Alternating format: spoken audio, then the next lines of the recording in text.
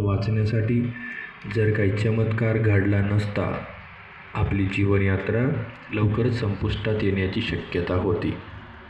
आणि चमत्कार घडला. आज माझ्या रक्तवाहिन्या 20 वर्षापूर्वी होत्या त्यापेक्षा अधिक चांगल्या झाल्या आहेत.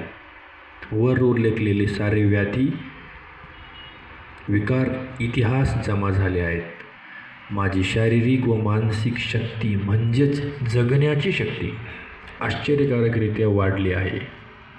आज मी स्वतः माझ्या तरुणपणापेक्षा अधिक आरोग्यदायी, सक्षम व कार्यक्षम असल्याचा अनुभव घेत आहे आणि आपल्या भावी आयुष्याविषयीही सुद्धा निश्चिंत आहे. आज मला माहीत झाले आहे की माझे आयुष्य म्हणजे स्वास्थ्य आता माझ्या हाती आहे आणि जर मी असाच योग्य पद्धतीने राहिलो तर मी माझ्या आयुष्यात नैसर्गिकरित्या शेवटपर्यंत जगणार आहे आणि हे केवळ नैसर्गिक आहार पद्धतीमुळेच शक्य झाले आहे. जीवन आणि प्रकृतीतील अनिश्चितता सर्वमान्य स्वयंसिद्ध सत्य आहे.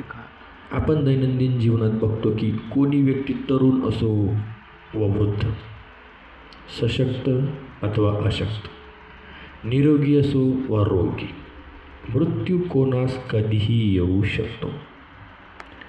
त्याचे निश्चित असे कारण कोणास देता येत नाही. पण मी माझ्या अनुभवावरून सांगू शकतो की अपघात वगळल्यास व योग्य रीतीने जीवन व्यतीत केल्यास दीर्घ आयुष्यास पर्याय नाही. खरे तर आपणास मरण आपल्या चटपटीत खाण्याच्या लोभी सवयीमुळे येत असते.